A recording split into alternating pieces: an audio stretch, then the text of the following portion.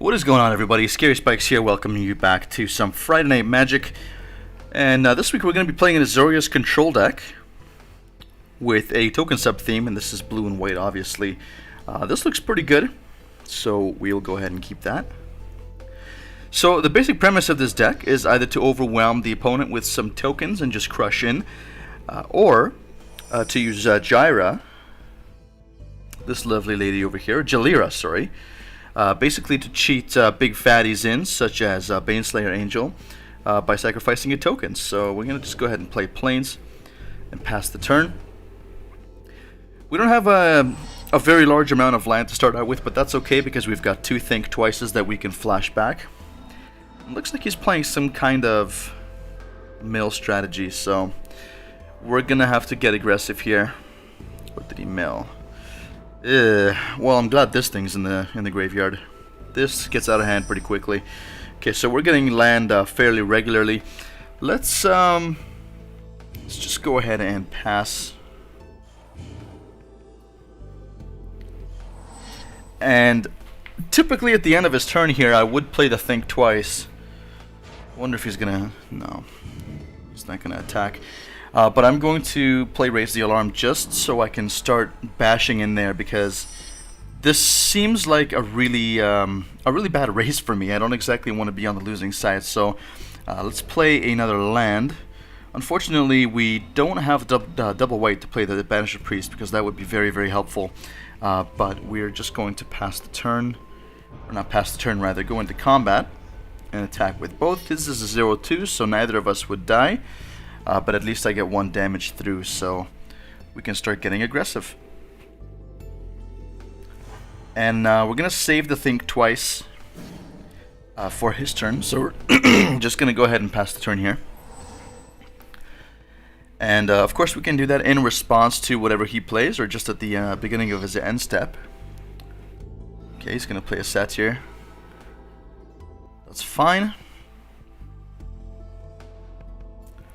I don't know, this seems like it's more of a graveyard-based deck. I'm not exactly sure why he's got the Hedron Crab in there. Perhaps just as a secondary win condition to get rid of cards, but it's really not that strong. So that is a little bit awkward.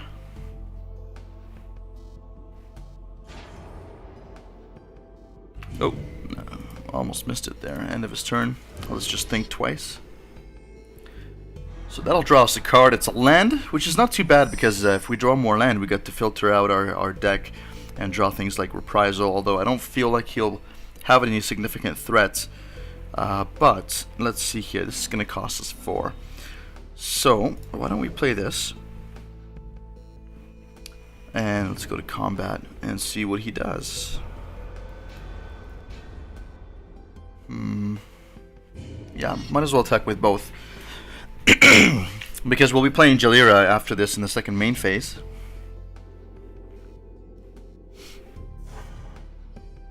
And the following turn we're going to be able to actually use her abilities, so let's go ahead and play her. And then just pass the turn.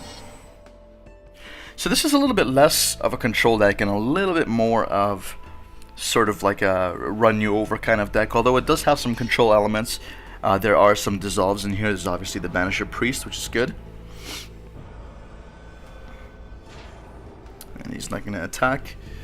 We don't have the mana for Think Twice, so that's fine. Just going to play our land for turn.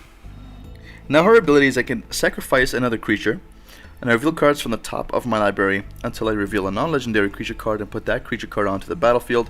Rest on the bottom of my library in any order. So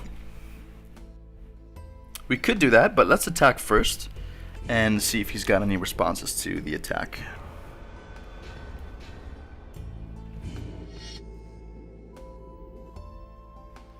If he decides to block, we can just sack it to Jalira, which is not a big problem. If not, he's going to be taking 1 damage. That's fine. And is this 3? This is 3. So, unfortunately, I'm not really going to be able to play anything else. But the fact that I can do this at instant speed is pretty good. So we're just going to go ahead and pass the turn. I'm not sure if he's going to notice that. Maybe he'll attack with his 1-1. Although he probably won't, considering it's a 2-2, so he was just replaced by AI, which is unfortunate. But I guess he's starting to see what's happening here.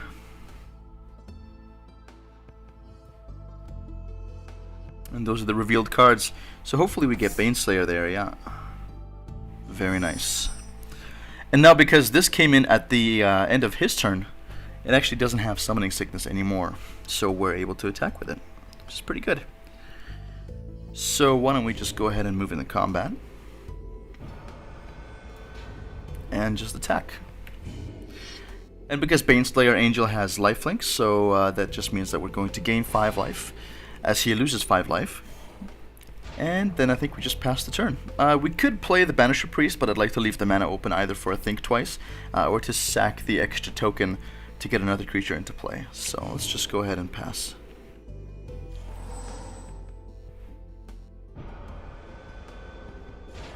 In fact, we could probably play both Raise the Alarm and use Jellier's ability. He's going to dissolve that? Really? Okay. That's fine.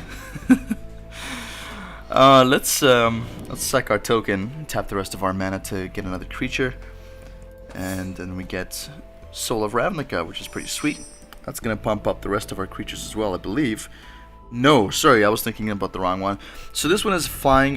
For 7 mana, I can draw a card for each color among permanents I control.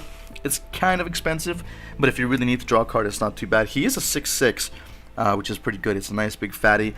And then for 7 mana, I can also exile him from my graveyard, basically just to get the same effect. So his effects are probably not ones that I'm going to be using very much, but nevertheless, let's just go into combat here. And we'll just swing with the Baneslayer Angel for now.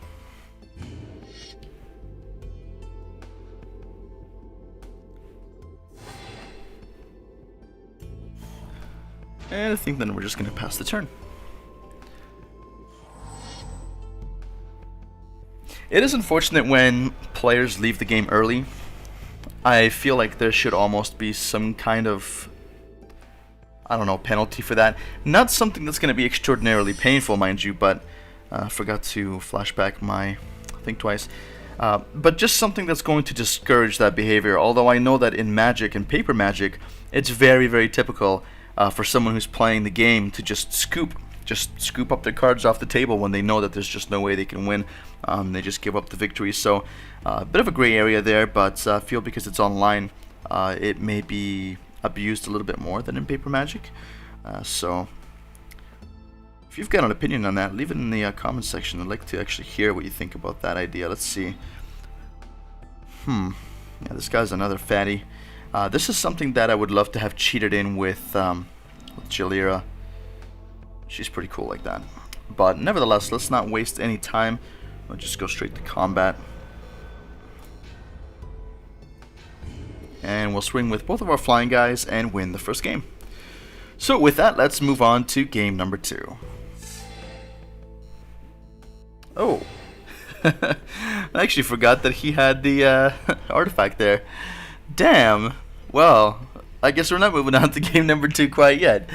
What shall we do then? You know, why don't we just play the big fatty? Just in case he's got something else. I don't know what I was thinking there, but he's at 1 life. He's not gonna attack. We're at 35 life. And discarding a Palaka Worm. Jeez, that would have been scary. Let's just go straight to combat here. And we might as well swing with everything.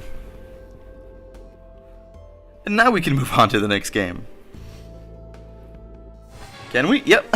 Okay, on to the next. Okay, we're about ready for game 2 here. Let's take a look at our opening hand, which looks pretty decent. The only thing that kind of sucks is we don't have the double white for our Banisher Priest again. But at least we do have, I think, twice Raise the Alarm and an Inspiration. So let's go ahead and keep that.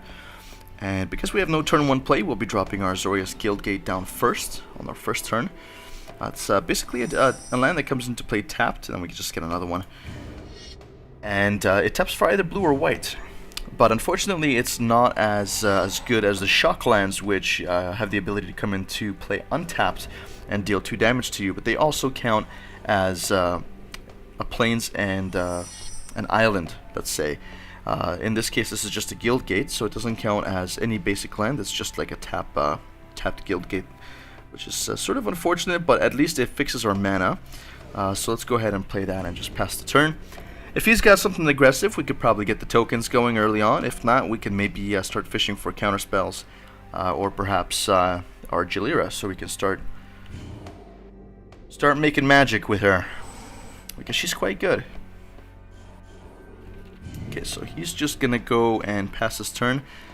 I hope he doesn't have a negate here, so I almost want to fish it out with the Raise the Alarm. If he does have a negate, I would rather him negate this than my card draw spell. So let's see what he does. If he doesn't negate this, which doesn't look like he's going to, we'll be able to attack next turn, which is really good. He's probably just saving it for something a little bit more important. So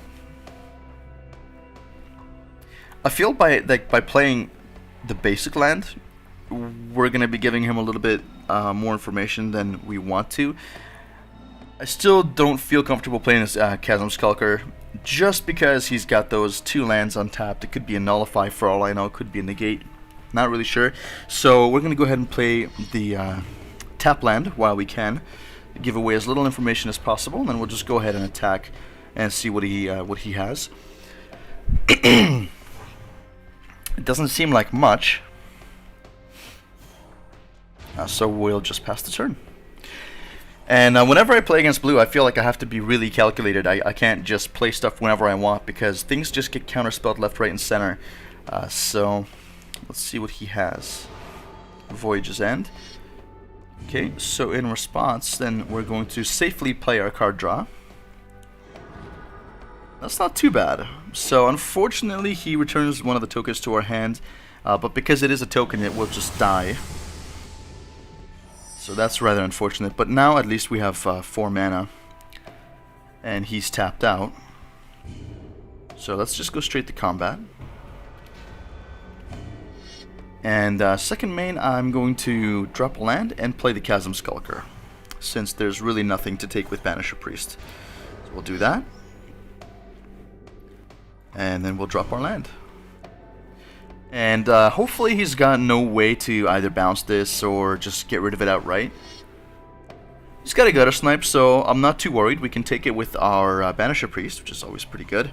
We have 2 Inspirations as well, and then also we have a Talrand, so the Talrand will make it really nice for casting spells. Unfortunately, we're not going to be able to... You know what? I would rather just take this away, to be honest with you, just to make him use additional cards to get it back. There's probably a good chance that he will get it back, but at least he's going to be a little bit slower in the tempo game. So as much as I would love to have Talrand out, but before we go to combat, we will do this. Typically I would do this after the second main phase, but because it's going to help our combat phase. Oops. So we will still Gutter Snipe. Gutter Snipe is dangerous. Basically doing damage, 2 damage tests each time he plays a spell. I'm sure with blue and red there is a multitude of spells to be played. So no thank you.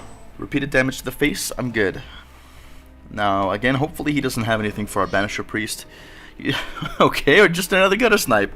That's fine. We could probably Angelic Edict that, which is going to exile that. But unfortunately, don't really have the mana for that. So what to do? Why don't we just play this, and then we'll go to our attacks. I guess I should have played that a little bit later, but we'll just attack with Chasm Skulker. That was a bit of a silly move, just because he could have traded up with a Shock as well as blocking with his Gutter Snipe. And then maybe if he had another Shock, he could just get his other Gutter Snipe back. So anything could happen. He's going to play at Guild Gates. And so long as Talrand stays on the field here, we're going to be able to start... is he going to tap out for this? Yes. Beautiful. So we're going to take 2, unfortunately, off the Gutter Snipe trigger. But as long as Talrand stays in play, which is appearing to be the case, then He could probably safely attack here. Honestly, I would not block. Maybe with the token. Then, basically, we're going to be able to ensue our shenanigans. So, Chasm Skulker gets bigger. And why don't we just attack? Let's just go straight to attacks. And yeah, he's been replaced by AI. What are you going to do, guys? Really? What are you going to do? Not much you can do. And playing against control is not exactly easy, to be honest. So, is this an instant spell? It sure is. For 4 mana. Perfect. So, let us pass the turn. I think at this point he realizes that defeat is pretty much inevitable. He's not going to be attacking. And he's going to play that. So, I may have a response. Although it's not really going to matter. Let's just play our Inspiration. Trigger on the Talrand. We get a 2/2 flyer. Drake, that's pretty sweet. And we draw 2 cards. Really cool. And if this was, you know, the late game, mid to late game, which I guess is kind of mid game now, but if it was like really, really late game, and if he still had a lot more health, we could really start pulling ahead in the card draw with the Bident of Thassa. But I don't think we're going to need it. Why not? We'll just put it down just for shits and giggles. But again, I really don't think we're going to need it. We get about 7 cards in hand. 1, 2, 3, 4, 5, 6. Exactly 7 cards in hand. And, you know, we're just going to attack with our Flyer and our 7/7. At this point, he has to block the 7. Otherwise, he's just going to die. So he's going to throw his Archaeomancer onto the bus. He's going to take 2, and we're going to draw a card. And because it's a land, we're going to play it, and we won't have to discard anything as we pass our turn. And I believe next game we just win. Next game? Well, I hope we win the next game. He's just attacking because why not? And at this point, it doesn't really matter. I'll just block like so. And yeah, I was feeling he didn't really care at that point. The anger could have probably come a little bit sooner. Another Archaeomancer, probably getting anger back. That's smart. Unfortunately, he's at 5 health, and I mean, he's stalling me, but at the same time, really, there's just not much he's going to be able to do. I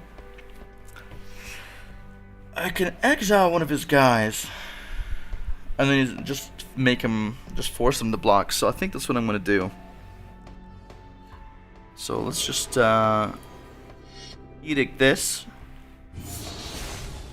and then we'll go to combat. Then he has to block, and then, I mean, he's got 5 cards, potentially 6 cards in hand for next turn if he has anything else to throw under the bus, because I can't attack with anything else. But I think the game's pretty much over. I mean, at this point, if I was on the other side of the table, I'd be scooping as well. He's got an Inspiration, so he's got a full grip now. And he's got to do something, otherwise, yeah. Anything else?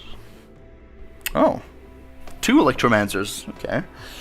Well, he's definitely staving off the attack. The unfortunate part about this is that we lost our Talrand. So, that kind of sucks. But, nevertheless, let's just go ahead and attack. At this point, this thing is so friggin' big that it's not going to matter how many creatures he blocks with, although it would be smart to just block with 1. Perfectly fine with that. And then we got 1, 2, 3, 4, 5, 6, still 7 cards in hand, so we're going to pass. I suppose we should use the Bident's ability here.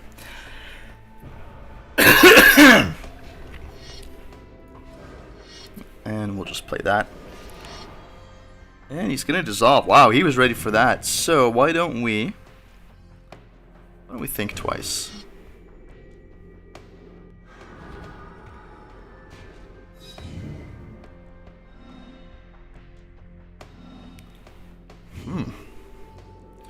Interesting. So he's gonna counter that and scry, get in 2 points of damage, although I don't understand why he would do that, because now he's just dead. So yeah, this all could have been avoided, but that's okay. Swinging in with 12 for the win. Oh no, Voyage's End. What do we have here? Why don't we do this? I had a feeling he had something. Let's see if we can draw No, that's not gonna happen. Let's try that again. Wow, that's actually really unfortunate. Like, we're being pushed back pretty hard right now. Yeah, not that I would have been able to do much with that if that had been a counter spell, but there we go. Chasm Skulker returning back to our hand. And wow, what a matchup. I'm actually really surprised. So why don't we... Well, we don't really need the land, but then again, I don't think I really need this right now. And the Edict, I think we can toss those out. Oh, you know what? Let's keep these. And let's get rid of the land. Why not?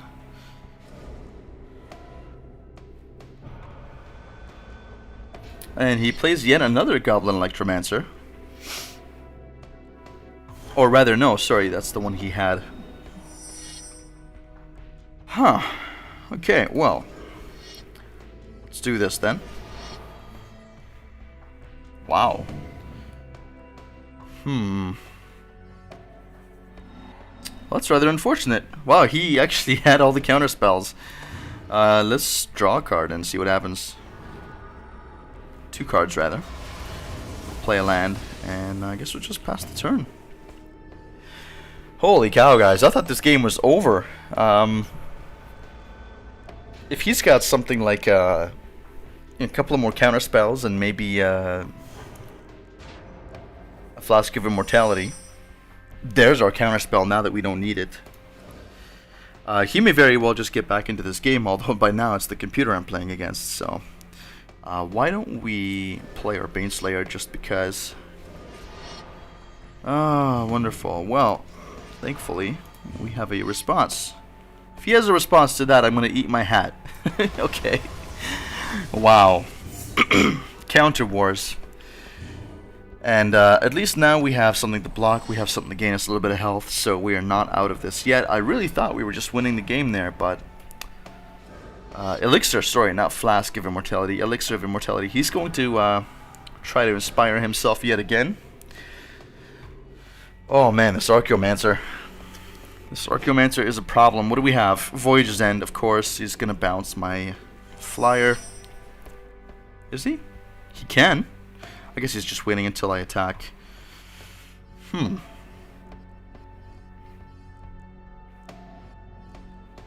Well, let's attack.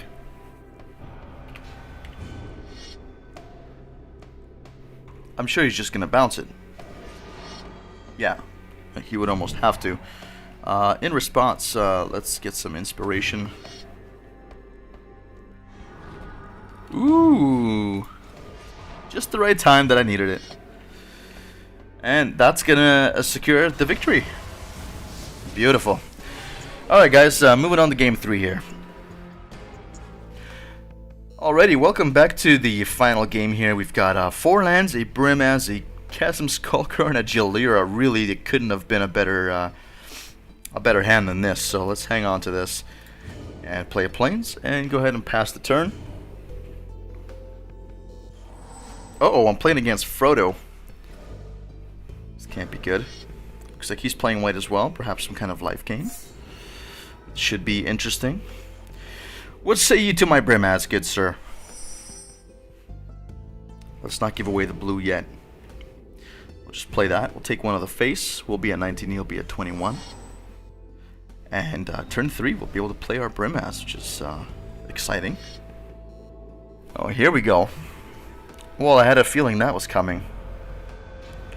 So he's going to be a 2-2. Fortunately, our Brimaz is a 3-4, so in the next turn, unless he's got another aura on it, we'll still be able to block. And fortunately, also, our Chasm Skulker does get bigger every turn, as long as it doesn't get removed. So, I don't know if I should remove... Or rather, I'm not sure if I should let him know that I'm playing blue yet. I feel like maybe just stay with the white for now. Because Jalira only takes 1 blue, so yeah, just to give a little bit less information away. And play our Brimaz. And this way, as long as he doesn't have any other auras, as long as he attacks and I block, we'll have a token that blocks also. So that will be good, but I have a feeling he's got something up his sleeve. He almost has to, yep. And there you go. 4-4. Trouble is, though, now if he decides to swing, Yeah. The 4/4 is a little bit of a problem.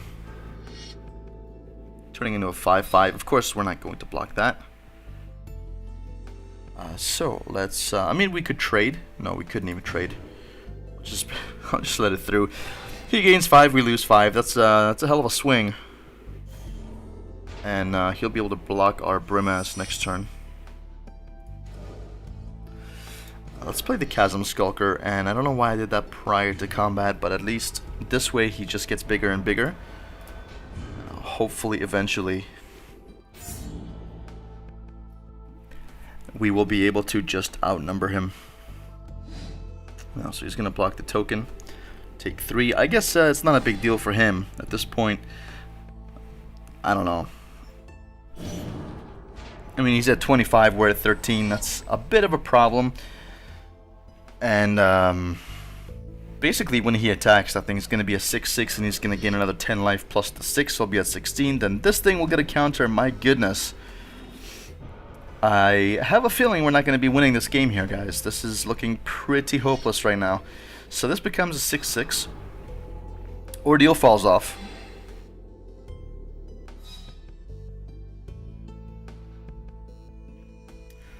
To hell with blocking. Let's just do that. Unfortunately, the tokens that the Brimass produces are able to just be thrown under the bus. So, but this is very difficult now. We're at 8 health, and counting on RNGesus here to help us out. Now, you would argue why I didn't play an island. I really should have, but it's not really going to matter considering that A, either I'll be dead next turn, or B, I'm not going to be able to tap her anyway as soon as I play her. So, he left us 4/4 untapped. This is really unfortunate. But I feel like I almost have to attack. I don't want to. In fact, you know what? I think I won't. I'll just save for a blocker, but I will play her.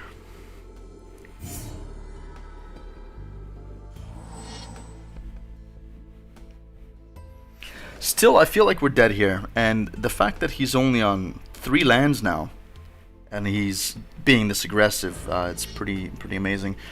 Yeah. So this is pretty dangerous, and he's at 40 life, mind you. So now, even if we did find a way to come back somehow, swinging with the 5/5, of course, I'm not gonna be dead. And he's tapped out, so I don't know, should I block? I think I will block. Unfortunately, it's throwing the Brimass under the bus, but my logic is that we'll be able to use the token unless he arranges the token first. I don't know.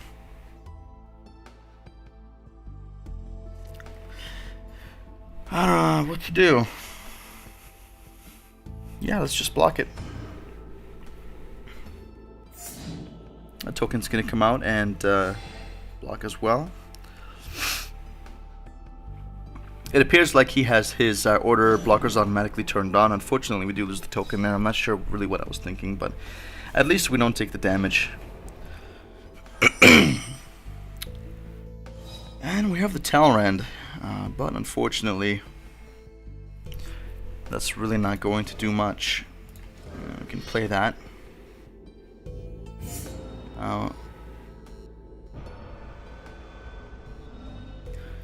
What I may do, and I think I just lost myself the game here, because I could have actually used her ability to potentially get a 6/6 out, which would have stabilized me. But now I messed that up. So yeah, that's a problem. I wasn't really thinking about that. Mind you, again, he's at 45 life. It would have been quite a climb just to get back in control of the game. It looks like he's just won it here.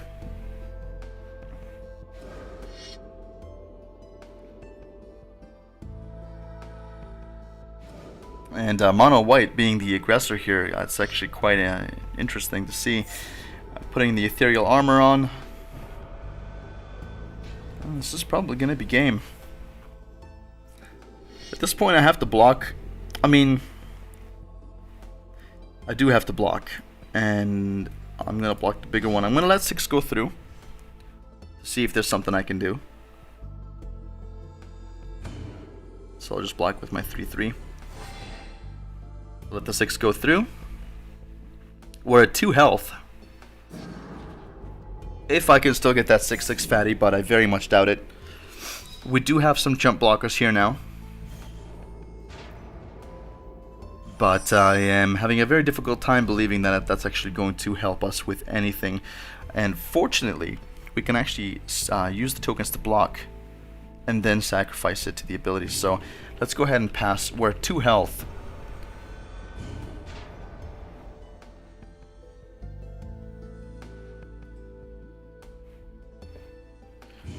So let's see what happens. I do think we're just dead next turn, but I think he sees what I'm about to do. He's trying to do the math.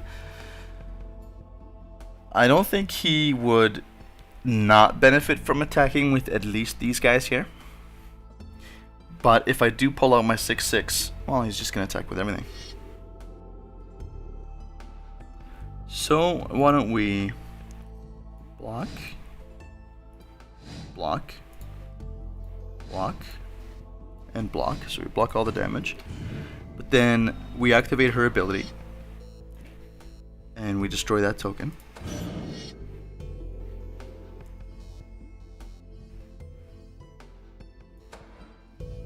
And we didn't get anything off of that? Oh, we did. Oh my goodness, this is wonderful. Let's get the...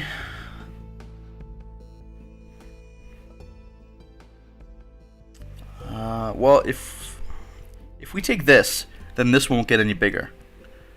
If we take that, he's still going to keep gaining life. So, but this thing has first strike? No. Does it? Oh, come on. Didn't even have enough time, really? Oh, one was just chosen for me?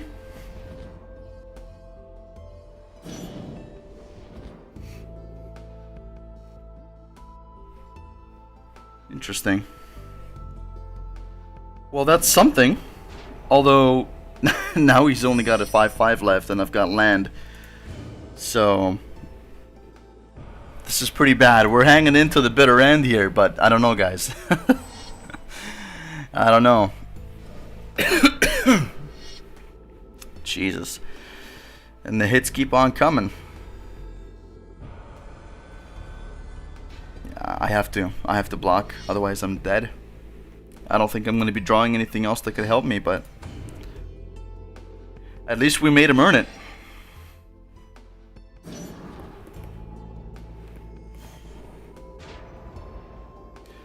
And what do we draw? Wow. Well, a little too late, but looks like that's going to do it. We lose this game. That really sucked.